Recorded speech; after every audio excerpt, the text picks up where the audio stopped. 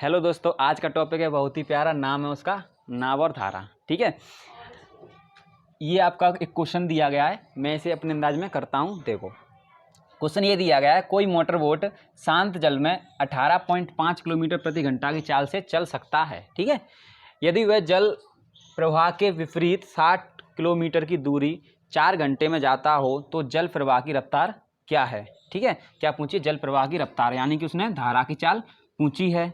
ठीक है, और मोटर बोट मतलब नाव की चाल दी है। ठीक है, तो इसे करते कैसे हैं? देखो, कोई एक्स नहीं मानना है, कोई फॉर्मूला पुट नहीं करना है। ठीक है, और कोई लॉन्ग मेथड नहीं करना है, ना कोई आपको ज़्यादा कैलकुलेशन करनी है इसमें। ठीक है, अपन सिंपल तरीके से करेंगे, शॉर्ट और स्वीट तरीके से करेंगे। ठीक है, देखो क्या दिया है उसने। मैं सिंपल क्या करता हूँ, इसे 4 डिब्बों में ही सॉल्व कर देता हूँ। इस जो पूरी बोट एंड स्टीम है, इसे सिर्फ 4 डिब्बों में ही सॉल्व करता हूँ। ठीक है, एक भी क्वेश्चन आपका इससे बाहर नहीं जाता है। ठीक है, चलो देखो, यहाँ पर लिखता हूँ मैं बोट की चाल, नाव की चाल कितनी दी है उसने? 18.5 किलोमीटर पर आवर। ठीक है, यहाँ पर मैं लिखूँगा अगर धारा की दिशा में, और यहाँ पर लिखूँगा धारा के विपरीत दिशा में। मतलब धारा की चाल यहाँ लिखूँगा तो धारा की दिशा में जुड़ जाएगी और धारा की विपरीत दिशा में घट जाएगी। ठीक है, तो धारा दिशा में यहाँ पर लिख दूंगा मैं धारा की चाल, लेकिन धारा की चाल तो निकालनी है आपको। क्या निकालनी है? आपको निकालनी है यहाँ की चीज़। क्वेश्चन ने पूछा है धारा की प्रवाह की चाल क्या है, तो ठीक है निकाल लेंगे। और दिया क्या है उसने? और ये दिया है, क्या दिया है? कितने किलोमीटर जाती है धारा के विपरीत दिशा में, कितना समय में लगा रही है? 4 घंटा। मैं टाइम लिखूंगा इस जगह पर, धारा की दिशा में इतना टाइम लगा रही है, धारा की विपरीत दिशा में इतना टाइम लगा रही है। ठीक है, तो टाइम यहाँ पर लिखूंगा। तो धारा की विपरीत दिशा में कितना लगा रही है? धारा के विपरीत दिशा में कितना लगा रही है? 4 घंटे। 4 घंटे। ठीक है, 4 घंटे में कितना जा रही है? 60 किलोमीटर। 60 किलोमीटर। ठीक है, ये था आपका क्वेश्चन। ठीक है, सॉल्व कैसे करते हैं? देखो, मुझे ये निकालना था। ठीक है, मैं जानता हूँ कि यहाँ की स्पीड दी है मुझे, अगर मैं यहाँ की भी स्पीड निकाल लूँ तो सीधा सीधा ये निकल आएगा कि क्या रही होगी धारा की चाल, की धारा की चाल नाव की चाल से माइनस होके इतनी बनी। तो ये निकालने के लिए क्या चाहिए आपको? स्पीड। स्पीड क्या होता है? स्पीड बराबर होता है आपका डिस्टेंस अपॉन टाइम, और डिस्टेंस दी है 60, डिस्टेंस दी है 60 और टाइम दिया है 4। सीधा सीधा क्या आ गया? 15 किलोमीटर पर आवर। क्या आ गया? 15 किलोमीटर पर आवर। क्या आ गई? स्पीड धारा के विपरीत दिशा में। तो आपसे मैं एक सवाल करता हूँ कि यहाँ पर क्या रहा होगा धारा की चाल, कि ये क्या बचा? 15 किलोमीटर। बोट की चाल कितनी थी? 18.5 किलोमीटर। ठीक है, तो यहाँ पर कहीं ना कहीं यहाँ पर क्या रहा होगा? 3.5 किलोमीटर पर आवर माइनस हो गया, कितनी बची? 15 किलोमीटर पर आवर। ठीक है, तो यही आपका आंसर था। यही तो पूछा था उसने, यही तो पूछा था कि जल प्रवाह की रफ्तार कितनी होगी, जल प्रवाह की रफ्तार कितनी होगी 3.5 किलोमीटर पर आवर। ठीक है, तो चलो, अगर आप भी इसी तरीके से सॉल्व करना चाहते हैं बोट एंड स्टीम के सारे क्वेश्चन, तो मेरे साथ वीडियो के एंड तक बने रहिए। ठीक है, मैं पहले इसको बिल्कुल बेसिक से उठाऊंगा और हाई लेवल के क्वेश्चनों तक ले जाऊंगा। ठीक है, हर क्वेश्चन आपका इसी तरीके टूटेगा, मात्र 10 सेकंड में क्वेश्चन टूटेगा आपका हर एक। ठीक है, चलो, तो बने रहिए मेरे साथ वीडियो के एंड तक। देख, तो चलिए दोस्तों, समझते हैं कि आखिर क्या है नाव और धारा। ठीक है, नाव और धारा क्या है। देखो, नाव और धारा आप समझते हो, नाव से क्या समझते हो? नाव आपकी 2 तरह की होती है। एक नाव होती है जो इंसान हाथ में चलाता है पताकाओं से, पताका देखें क्या बोलते हैं? पताका ही बोलते हैं ना, तो पताकाओं से चलाई जाती है हैं। और एक नाव होती है जो आपकी चलती है इंजन से, उसे स्टीमर भी बोलते हैं। ठीक है, 2 तरह की नावें होती हैं। धारा, धारा भी पानी की अवस्था होती है। क्या होती है? पानी की अवस्था। ये भी 2 तरह की होती है। कैसी होती है 2 तरह की? देखो, एक होती है आपकी स्थिर पानी। क्या होती है? स्थिर पानी, बिल्कुल शांत पानी। ठीक है, एक होता है चलता हुआ पानी। ठीक है, उसे क्या बोलते हैं? धारा। वो क्या है? चलता हुआ पानी है। ठीक है, आपने एक बात नोटिस की होगी। क्या नोटिस की होगी? कि धारा जो होती है, जो पानी बहता है, हमेशा क्या बहता है? ऊंचे से नीचे की ओर बहता है ना। क्या होता है? पानी हमेशा, जैसे आपका क्या है, पानी हमेशा ऊंचे लेवल से नीचे की ओर बहता है। ये बात आपको है। अगर ये बात समझते हो कि पानी हमेशा ऊपर से नीचे की ओर बहता है, तो आप इन कॉन्सेप्ट को भी अच्छे से समझ पाओगे। ठीक है, देखो कैसे। मैं जानता हूँ डाउन स्ट्रीम, डाउन स्ट्रीम मतलब पानी नीचे बह रहा है और नाव भी क्या होती है, नाव भी अगर नीचे बहे, ठीक है, पानी भी नीचे बह रहा है, नाव भी नीचे बहे, मैं जानता हूँ कि ये आपकी क्या है, धारा है, ठीक है, ये धारा है और ये नीचे की तरफ बह रही है और इसमें क्या है, एक बोट है, इसमें एक बोट है, ठीक है, एक बोट है, ये भी क्या है, नीचे की ओर बह रही है। तो आप जानते हो डाउन स्ट्रीम मतलब होता है धारा के अनुकूल, धारा के अनुकूल मतलब धारा की दिशा में। मतलब यहाँ पर आप समझो कि अगर इसकी चाल कुछ है, क्या है, धारा की कुछ चाल है और नाव की भी कुछ चाल है, ठीक है, तो दोनों चालें क्या हो जाएंगी, जुड़ जाएंगी, क्योंकि मैं जानता हूँ कि धारा भी चल रही है, उस पर रखी नाव भी चल रही है, तो क्या होगा, अगर नाव भी ना चले तब भी तो धारा उसे चलाई कुछ न कुछ, और फिर प्लस में उसकी क्या है, नाव की भी कुछ चाल है। तो आप क्या समझे यहाँ से कि जब दोनों की चालें एक ही डायरेक्शन में होती हैं तो क्या होती हैं, जुड़ती हैं। जब नाव की चाल और धारा की चाल एक ही दिशा में हो या नाव और धारा एक ही दिशा में जा रही हो तो क्या होता है, इनकी चालें जुड़ती हैं। क्या होता है, चालें जुड़ती हैं। तो क्या समझे डाउन स्ट्रीम से, डाउन स्ट्रीम से क्या समझे आप, डाउन स्ट्रीम से समझे कि क्या होता है, चालें जुड़ती हैं। क्या होता है, चालें जुड़ती हैं, ठीक है, चालें क्या होती हैं, जुड़ती हैं, ठीक है। तो ये कॉन्सेप्ट क्लियर हुआ, एक बार और समझो।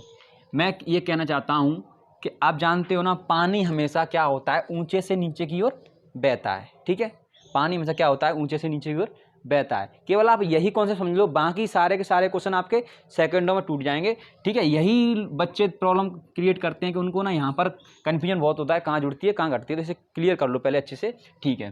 कि डाउन स्ट्रीम होता क्या है कि ना, डाउन स्ट्रीम मतलब क्या हो कि धारा आपकी नीचे जा रही है और उसी दिशा में क्या जा रही है, नाव जा रही है, तो कहीं ना कहीं क्या होगा, दोनों की दिशाएं समान होती हैं तो चालें जुड़ जाती हैं। अब समझते हैं अप स्ट्रीम का कॉन्सेप्ट, ठीक है। अप स्ट्रीम का कॉन्सेप्ट क्या है, देखो आप ये तो समझ चुके हो कि धारा हमेशा, पानी हमेशा ऊंचे से, ऊंचाई से नीचे की ओर बहता है, ठीक है। लेकिन अप स्ट्रीम, नाव क्या चलेगी अब, धारा के अपोजिट, अप ऊपर की साइड, ठीक है। ये तो धारा है, ये क्या है, धारा इस दिशा में है, लेकिन नाव क्या चलेगी अब, नाव क्या चलेगी अब, इसकी अपोजिट दिशा में चलेगी, ठीक है, इसके अपोजिट दिशा में चलेगी, ठीक है। मतलब धारा आपकी इस दिशा में जा रही है, धारा इस दिशा में जा रही है और नाव चलेगी ऊपर, ठीक है। तो आप क्या समझोगे यहाँ से, ये है आपकी धारा और ये है आपकी नाव, ये किस दिशा में, इस दिशा में। तो यहाँ से आप समझिए कि यार कहीं ना कहीं पानी बह रहा है और नाव इधर की ओर बह रही है, तो पानी इसका अपोज करेगा, पानी अपोज करेगा ना। तो आप समझे यहाँ से कि कहीं ना कहीं धारा की चाल और नाव की चाल माइनस हो जाएगी। एग्जाम्पल से भी समझा देंगे इसे, क्या हो जाएगी, धारा की चाल नाव की चाल माइनस, नाव की चाल माइनस धारा की चाल हो जाती है, धारा की चाल, ठीक है। देखो एग्जाम्पल दें, समझो, जैसे आप मॉल वगैरह में गए होंगे, ठीक है, वहाँ पर तुमने एलिवेटर वगैरह देखे हैं, तो उसमें क्या होता है, जैसे कि एलिवेटर जा रहा है, एलिवेटर सीढ़ी देखी है, वो चलने वाली सीढ़ी एलिवेटर, उनमें इंसान क्या करता है, कभी कभी देखा होगा आपने वीडियोज़ में कि चल रहा है एलिवेटर और ऊपर से उसमें तुम खुद भी चलोगे तो कहीं ना कहीं जल्दी पहुँच जाओगे ऊपर, ठीक है। तो क्या हुआ, एलिवेटर भी चला और तुम भी चले और जल्दी पहुँच गए। क्यों पहुँच गए जल्दी, क्योंकि उसमें क्या है, दोनों चालें जुड़ गई, ठीक है। तो जब समान दिशा में चालें होती हैं तो जुड़ती हैं, ठीक है। अब अगर आप ये सोच लो कि एलिवेटर जा रहा है इस दिशा में, ठीक है, और वो चढ़ रहा है और आप उतर रहे हो उसी पे से, मतलब गलती से उस एलिवेटर पे तुम आ गए जिससे कि चढ़ा जाता है और उससे तुम उतरना चाहते हो, तो वो तो ऊपर जा रहा है और तुम उतरना चाह रहे हो, तो पता लगा उसमें उतरने में लगे हो ना, तुम्हें लग गए घंटों, होता है ना, ऐसी वीडियो बहुत सारी देखी हैं आपने। चलो, तो इसमें क्या होता है कि चालें क्या होती हैं, घट जाती हैं। ये कहीं ना कहीं क्या होता है कि यहाँ से सीढ़ी बढ़ती चली जा रही हैं और वो यहाँ से कम करता जा रहा है, लेकिन फिर भी नीचे नहीं आ पा रहा है, तो यहाँ से क्या हुआ, चालें घटती है और इसमें समान डायरेक्शन में चालें जुड़ती हैं, ठीक है। चलो, तो मैं समझ सकता हूँ आपका ये थोड़ा सा कॉन्सेप्ट क्लियर हुआ होगा, ठीक है। तो एक बार और देखो, जैसे मैं बोलूँ सीधा सीधा कि धारा के अनुकूल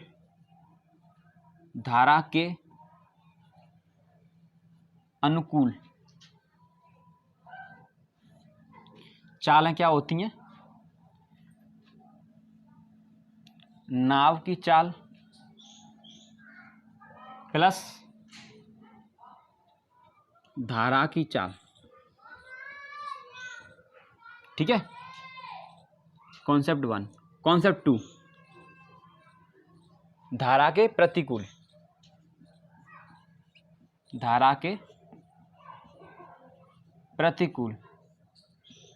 क्या होती है, नाव की चाल माइनस नाव की चाल माइनस धारा की चाल।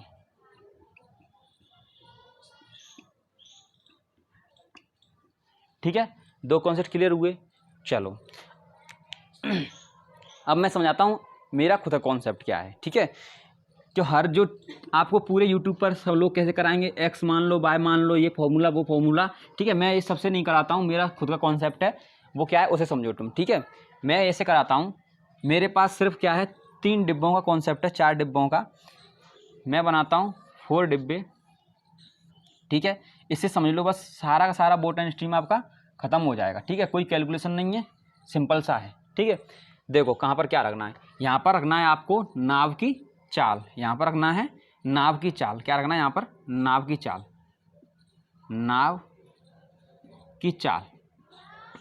ठीक है, यहाँ पर क्या रखना है, नाव की चाल।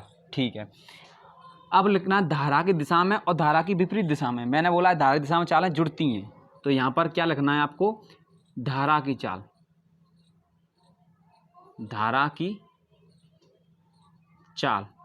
ठीक है, यहाँ पर लिखना है आपको धारा की चाल। ठीक है, और यहाँ पर भी धारा की चाल लिखना है, लेकिन यहाँ पर माइनस होती है क्योंकि ये क्या है, अपोजिट डायरेक्शन में है। धारा की चाल। ठीक है, यहाँ प्लस होती है, यहाँ माइनस होती है, मैं समझ चुका हूँ। अप स्ट्रीम में क्या होती है, धारा के अनुकूल प्लस होती है, और सॉरी डाउन स्ट्रीम में क्या होता है, धारा के अनुकूल प्लस होती है और अप स्ट्रीम में माइनस होती है। ठीक है, मतलब मैं मानता हूँ, अगर ये मैं मान लूँ कि धारा अगर ये एक्स है नाव और जे वाई है, तो यहाँ क्या आता है एक्स प्लस वाई। ठीक है, और अगर ये वाई है धारा, तो यहाँ क्या आता है एक्स माइनस वाई। तो इतना कॉन्सेप्ट समझ लो पहले तो। ठीक है, यहाँ आती है नाव की चाल, यहाँ क्या आती है, नाव की चाल आती है, यहाँ धारा की चाल आएगी प्लस में, यहाँ धारा की चाल आएगी माइनस में। ठीक है, यहाँ जुड़ती है या घटती है। आगे कॉन्सेप्ट क्या है, यहाँ पर आएगी आपकी डिस्टेंस के, नाव ने इतनी दूरी चली, तैराक ने इतनी दूरी चली, मोटर बोट ने इतनी दूरी चली। ठीक है, यहाँ पर आएगी आपकी दूरी, क्या आएगी, दूरी, डिस्टेंस। ठीक है, और यहाँ पर आएगा आपका टाइम, यहाँ पर क्या आएगा, टाइम। ठीक है, धारा की दिशा में नाव को इतना समय लगा, ठीक है, और धारा की विपरीत दिशा में नाव को इतना समय लगा, दोनों टाइम यहाँ आएंगे। बोलता है कि धारा की दिशा में नाव को 60 किलोमीटर जाने में 4 घंटे लगे, तो 4 घंटे यहाँ आएंगे। और बोलता है धारा की विपरीत दिशा में नाव को 60 किलोमीटर जाने में 4 घंटे लगे, तो वो यहाँ आएगा। ठीक है, तो ये था आपका कॉन्सेप्ट। ठीक है, चलो अब इस कॉन्सेप्ट करते हैं क्वेश्चन। ठीक है, चलो कर दो पुश।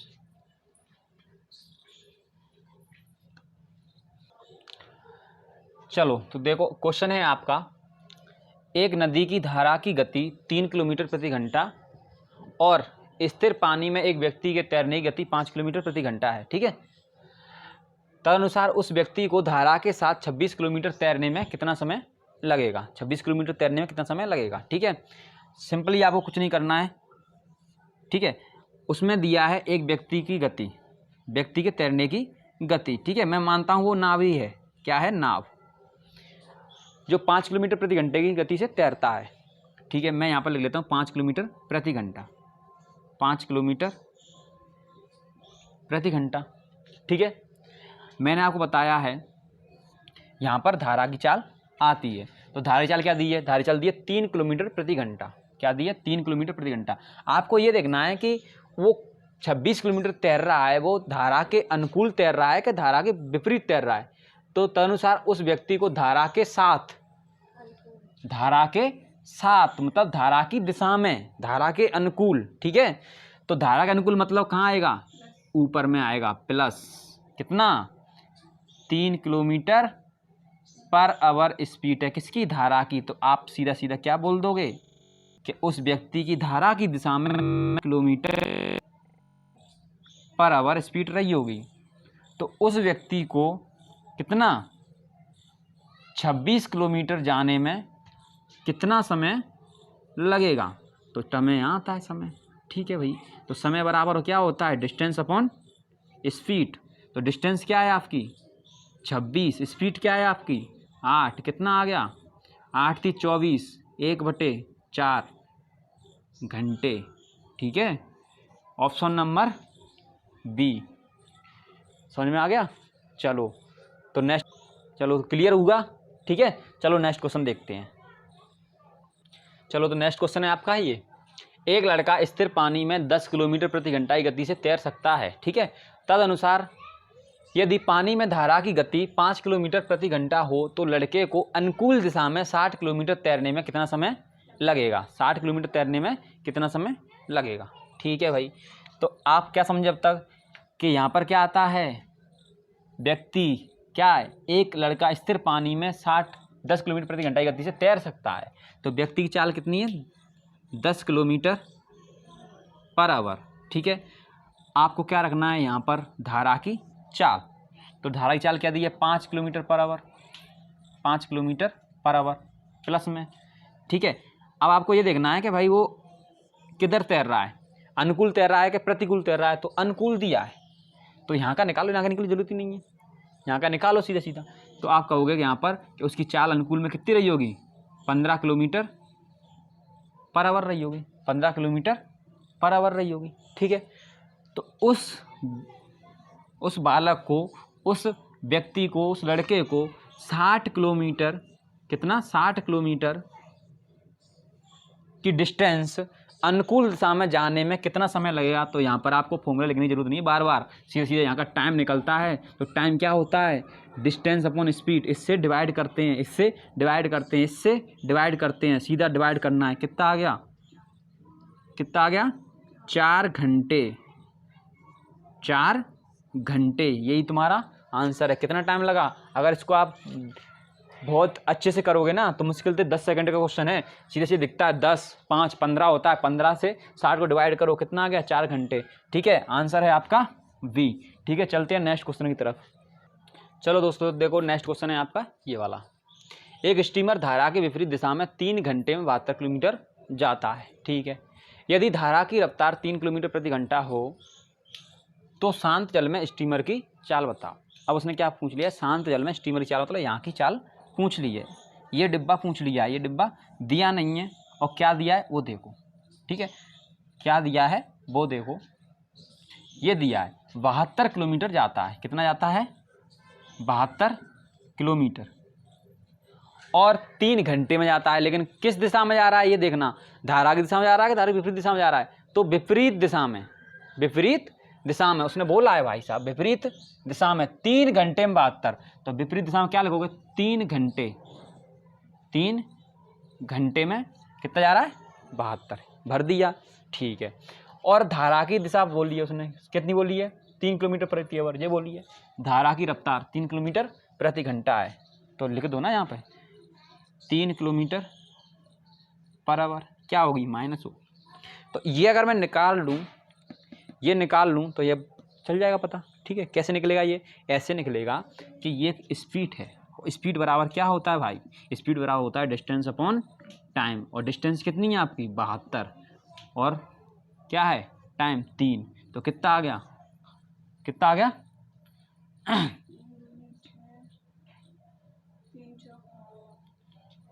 27, 24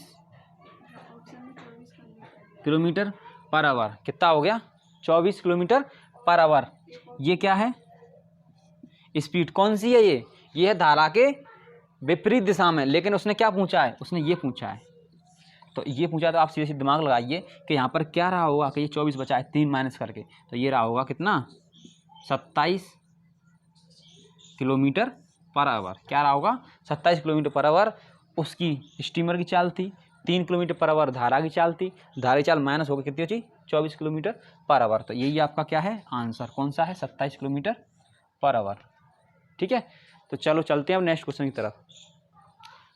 चलिए दोस्तों, तो अब है आपका आज के सेशन का लास्ट क्वेश्चन। ठीक है, एक व्यक्ति स्थिर जल में 3 किलोमीटर प्रति घंटा की गति से तैर सकता है। ठीक है, यदि धारा की गति 2 किलोमीटर प्रति घंटा है तो उस व्यक्ति को 10 किलोमीटर धारा के विरुद्ध तैरने में और वापस आने में कितना समय लगेगा। ठीक है, देखो उस व्यक्ति की चाल दी है, कितनी दी है, 3 kilometre per hour, 3 kilometre per hour. ठीक है, और धारा की दी है कितनी, 2 किलोमीटर पर आवर। यहाँ प्लस होती है, यहाँ पर माइनस होती है। ठीक है, तो आप बोलोगे धारा की दिशा में उसकी चाल क्या हो गई, धारा की दिशा में उसकी चाल क्या हो गई, 5 kilometre per hour, 5 kilometre per hour. और धारा की विपरीत दिशा में क्या हो गई, 1 किलोमीटर पर आवर। ठीक है, ठीक है, तो अब उसने बोला है कि उस व्यक्ति को धारा के दिशा में, धारा के विरुद्ध, धारा के विरुद्ध 10 किलोमीटर जाने में और वापस आने में कितना समय लगेगा। तो यहाँ पर एक दिमाग आपको लगाना है कि यार वो धारा के विरुद्ध तो गया, धारा के विरुद्ध तो 10 किलोमीटर गया, लेकिन जब वापस आया तो कब क्या आया, धारा की दिशा में आया। मैं किसी धारा के विरुद्ध गया 10 किलोमीटर तक, लेकिन जब वापस आऊँगा तो धारा की दिशा में ही आऊँगा ना। तो आपको समझना चाहिए कि धारा की दिशा में गया वो 10 किलोमीटर, तो उसको कितना टाइम लगा, 1 की स्पीड से गया होगा तो 10 घंटे लगे, 10 आवर लगे। और फिर आपसे पूछता हूँ, अब वो जब वापस आएगा धारा की दिशा में आएगा, ठीक है, तो फिर इस स्पीड से आएगा। ठीक है, तो कितना टाइम लगेगा, 2 आवर लगेंगे। तो कुल कितना टाइम हो गया, कुल आपका टाइम हो गया 12 घंटे। ठीक है, समझ में आया। देखो 3 किलोमीटर प्रति आवर उसकी व्यक्ति की क्या है, स्थिर जल की चाल है। ठीक है, उस व्यक्ति की स्थिर जल में चाल 3 किलोमीटर प्रति आवर है। 2 किलोमीटर प्रति आवर धारा की चाल है आपकी। ठीक है, और अनुकूल में जुड़ती है, प्रतिकूल में घटती है। अनुकूल में हो गई उसकी कितनी, 5, और प्रतिकूल में हो गई 1। ठीक है, अब क्वेश्चन ये बोल रहा है कि उस व्यक्ति को विरुद्ध 10 किलोमीटर जाने में और आने में कितना समय लगेगा। तो विरुद्ध में 10 किलोमीटर गया, लेकिन जब आया, मैं कोई धारा है इस दिशा में जा रही है, तो मैं इसके विरुद्ध गया 10 किलोमीटर तक, लेकिन जब 10 किलोमीटर के बाद वापस होऊंगा तो धारा की दिशा में ही होऊंगा ना वापस। ठीक है, तो इधर से क्या है, उसकी चाल 1 थी, लेकिन लौटते समय 1 चाल, उसकी चाल 5 हो गई। तो इधर से उसे गया 10 किलोमीटर तो कितने लगा, 1 की चाल से गया 10 किलोमीटर तो 10 घंटे यहाँ लग गए, और 5 की चाल से वापस आया है तो 2 घंटे यहाँ लग गए। ठीक है, तो जोड़ा मैंने तो कितने आ गए, 12 घंटे। ऑप्शन नंबर बी आपका राइट आंसर था। ठीक है, आपको अगर वीडियो जरा भी अच्छी लगी हो तो इसको लाइक शेयर सब्सक्राइब जरूर कीजिए। ठीक है, और मैं सारा का सारा अर्थमेटिक आपका इसी तरीके से कराता हूँ, कोई लॉन्ग मेथड नहीं होता है, लॉन्ग तरीका नहीं होता है, ना कोई फॉर्मूला होता है, ना एक्स वाई करता हूँ। ठीक है, ये सिर्फ ये आपको पूरे यूट्यूब पे कहीं नहीं मिलेगा। ठीक है, ये मेरा खुद का तरीका है। ठीक है, तो चलो वीडियो को ज़्यादा से ज़्यादा लोगों तक पहुँचाइए, जिससे मुझसे बहुत सारे लोग जुड़ सकें और ऐसे सवालों का फ़ायदा सभी स्टूडेंट को हो सके। ठीक है, तो आज के लिए इतना ही। ठीक है, धन्यवाद।